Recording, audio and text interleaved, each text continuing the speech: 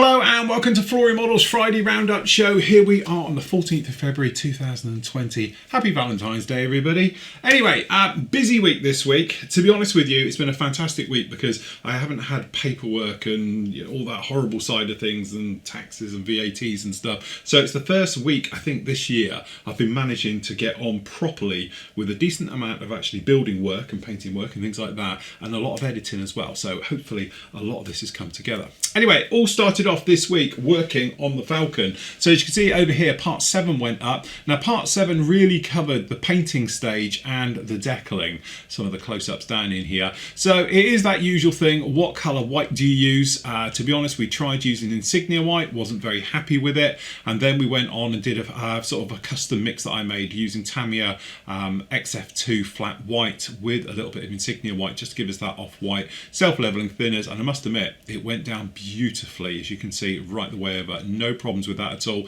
Then it was into the decaling, and decaling wise there's hundreds. I think there's around about 400 decals go onto this one. As you can see, there's lots of them around there, so decaling is a lot of fun. The biggest problem you have with it, as you can see, is decaling over raised details. So there's some big old squares like you can see under here. So we used a little bit of Mr. Mark Seta Neo, and we really used the Hypersol to weld these in, to proper melt them onto the surface. And then obviously we used a few little tips and tricks, like literally using the pinwheel vise riveting tool just to pierce the actual decal to allow it to conform, let the air out, and to get them to really hunker down around these areas, because as I say, they can be a little bit troublesome to get them in. So plenty of time, plenty of coats of this stuff, and again, you just let it come through. So anyway, it has been a lovely build, and here she is now. And to be honest with you, I've still got a lot of the decaling to do, but it is almost done. And I must admit, we're into that nice phase. I've probably got another, I don't know, a couple of hours worth of decaling on this one. It's all the tiny little ones all around the edges got to go in now. All the big ones are in. And then we can actually get a gloss coat onto this one, and then we can actually start on the weathering. And the weathering is where I wouldn't even say it makes or breaks a Millennium Falcon or anything, because it just makes it. You can't really go wrong with it, because at the end of the day, it is the biggest hunk of junk in the galaxy, and you want it to look like that as well. But it's one of those iconic aircraft, or I can't say aircraft, spaceship I should say, that everybody knows really, really well. But you can personalise it and make it your own with your weathering, because don't forget, it's the sci-fi universe. No one's to say what's right and wrong with the actual markings and the weathering on this one. You can make it your own, and that's what I intend to do with that one. So that should be a lot of fun. Looking forward to getting on with that. That's going to be the big thing for next week as we make our way around. So anyway, that was Monday's video. That went up with you on there. Tuesday. So Tuesday, it was one of those days where obviously we had the first part of the new bite-sized video that actually went up, which I've got down in here. And if I mute it so you don't get bored to death with all the things. So down on this particular video, what we were talking about was how to plan your build. And when we say plan your build is that some of the steps, obviously things like aerials, undercarriage, even cockpits, things like that, when do you put them on? Okay, and that's really what we spoke. And if I just pull this forward a bit, we have a look through the instructions, and I point out what I would see in the instructions as we work on our way through. So obviously, hopefully it was just a little bit of an insight when I was talking about how I would approach a build just by going through the instructions and right the way on. Then we looked at some more complex ones like the Tamiya kits. Some of those call out for the undercarriage to be put in quite early and things like that. And then as I go through it, I do it somewhat differently to the way a lot of people would do them. So I pointed out, or hopefully pointed out down in here, a lot of the stuff, especially when it comes to undercarriage and doors and like aerials and stuff, they're called out quite early in the build. I avoid them until it's the last part on, purely because I'll break them off and stuff like that. But really, it was one of those videos, it's part of the new bite-size series that went up, which just looks at how you would go about actually, looking through your instructions to decide when and where you would do it. And hopefully it's quite a good insight. Things like, as you say, undercarriage and doors and actuators and stuff like that, I always put on last. But when you can't, some of the little tips and tricks you can do by, obviously not gluing and just soft tacking in place so you can take them off and then go in and things like that. So hopefully that one is a little bit for you. There's a new area completely in the forum for it. There's also a new area on the main site for it as well. So if you want to catch up with any of those are all up with you right now on there. And then obviously being Tuesday, we answered your questions and all the various things that actually went on with the show as always.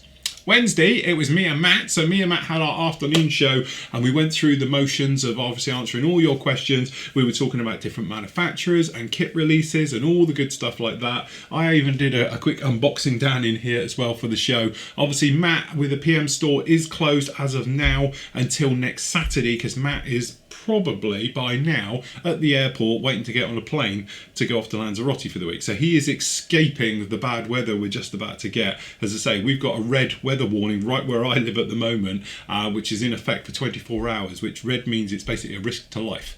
I think I'm okay because we're up on a hill, but if you're in the low-lying areas around here, I think a lot of people are getting a little bit nervous. But anyway, we should be fine. I'm sure we'll be all right as we make our way through. So anyway, if you want to catch up with that one up with you on Wednesday on there. Also on Wednesday, I did the review for the fantastic Kitty Hawk Mirage 2000C.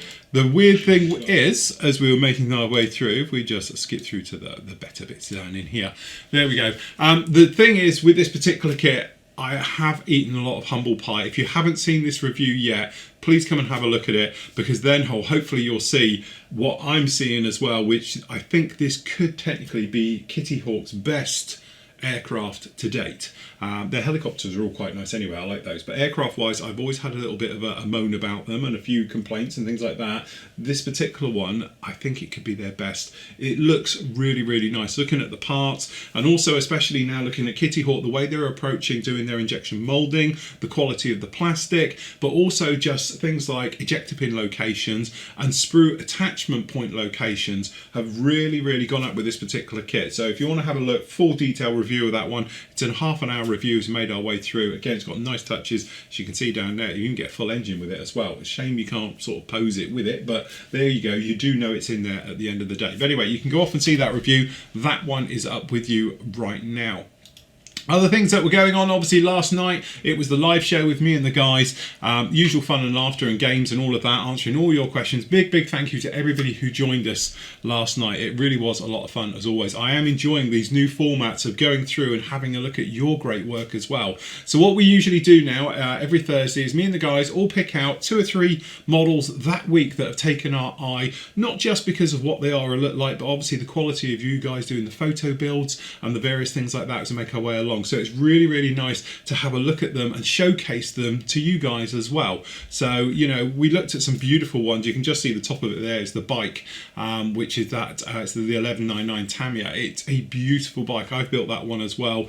One of my favourite kit builds of all time. And again, you see things like that, and the whole point of it is to be an inspiration. We all came off after the show saying we're going to build a bike, because I've got it, it's back up over there, and it just really, really is a nice kit. I love it, and I really fancy doing another Tamiya bike. And that's the thing, seen one, get inspired by it, you want to do it, and that's the great thing. So obviously it's great to see all your other builds and kits and various things up there as always. Remember, if you want to join in live, please do so via the live chat room on the site.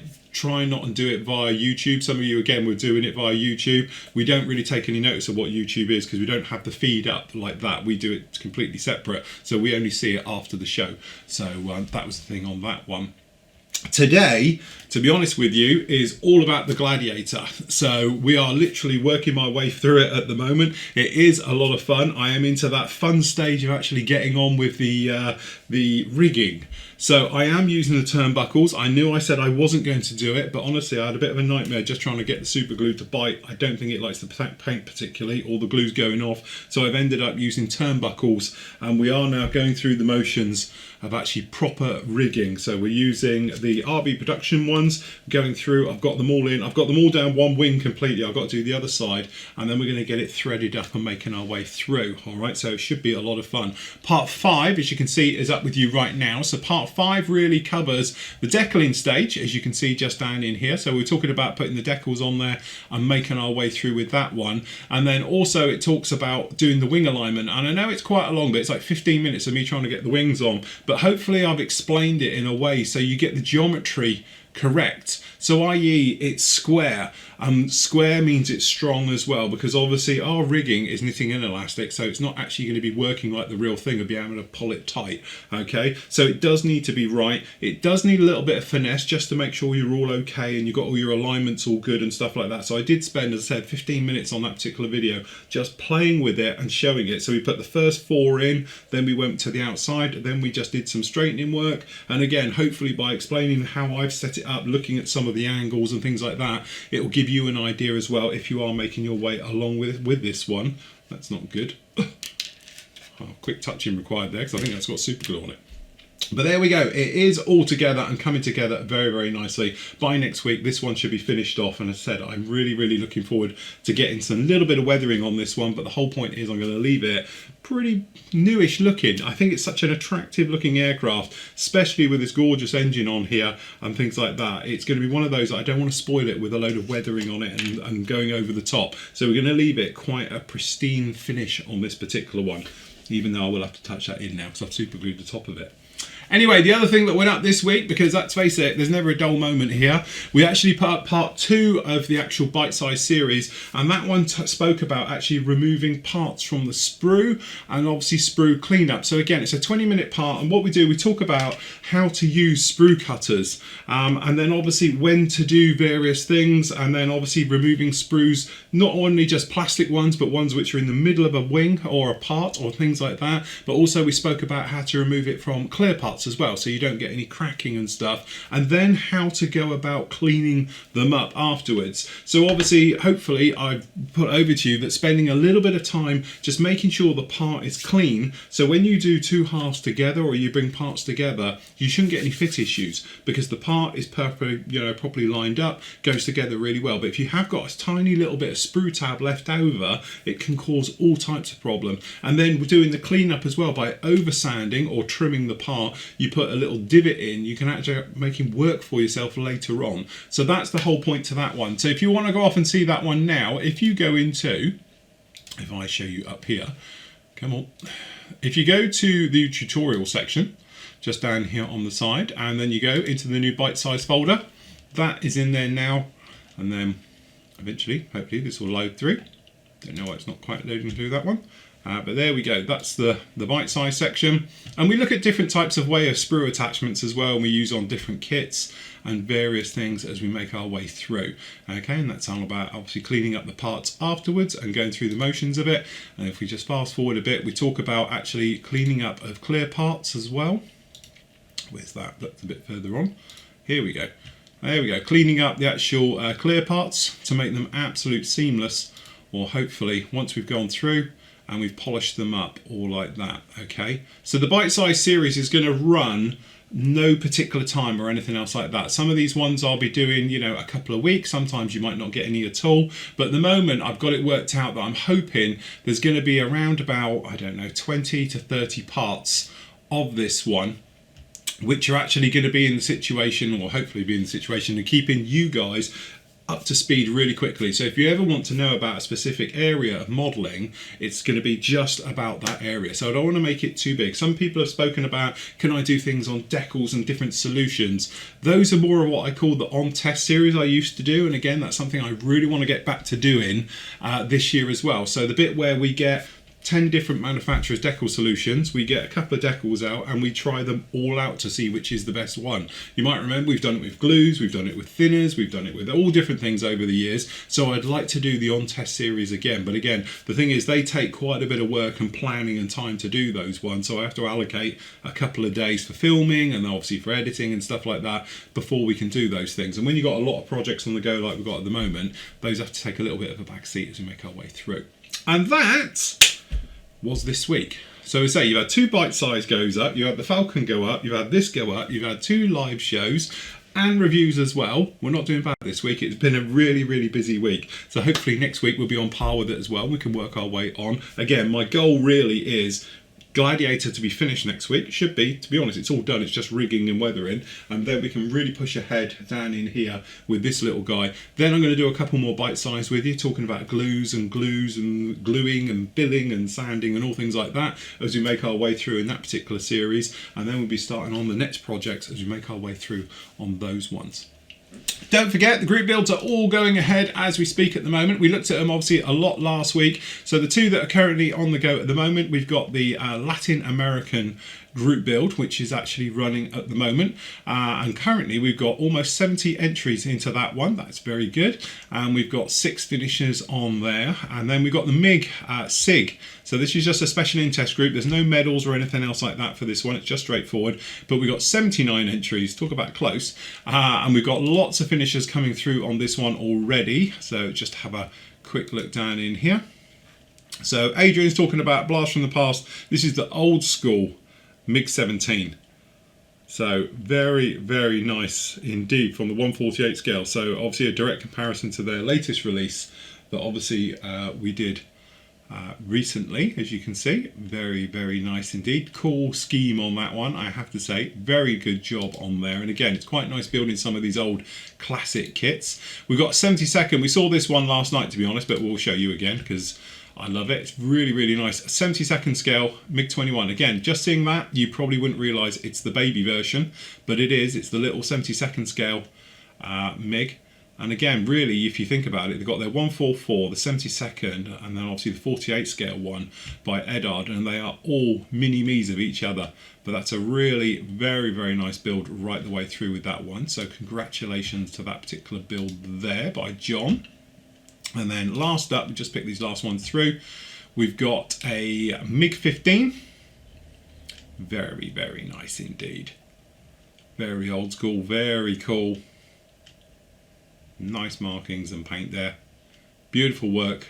So well done to Steve on that one. Beautiful work as always, and thank you for putting all the details exactly how we like them. So just put up here the kit, whatever whoever's it is, the scale, any aftermarket bits you might have used, things like that, your paints, brilliant job, and a link to your build thread. That's exactly what we want to see, and a little bit of information goes a long way with this one. Just makes people easier to find their way back right the way through it. So that's what we were saying about yesterday. So just to remind people, I need your addresses for the medals for the previous group build that finished, which is obviously the Battle of the Bulge one, which obviously ended on the 26th or whatever it was last month.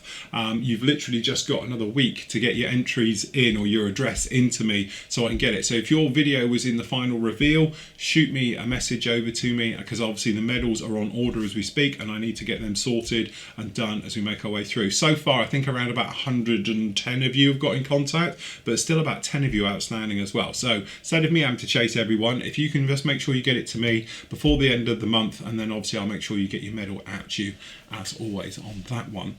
And that is about it for this week. Can't go around the PM store this week because, to be honest, they're not there. Okay, so obviously it is closed down. You can place orders there. Don't forget we've got pre-orders, specials for the forum members, things like that as well. Those ones, you can still do all of that. Andy will look after you, but obviously nothing will be sent or shipped before next Saturday, probably the week after, by the time Matt comes back off of his holly bobs as he makes his way through. Anyway, being a Friday, as always, we're going to leave you with your great work from the gallery. So until Monday, everybody, happy modelling. Take care.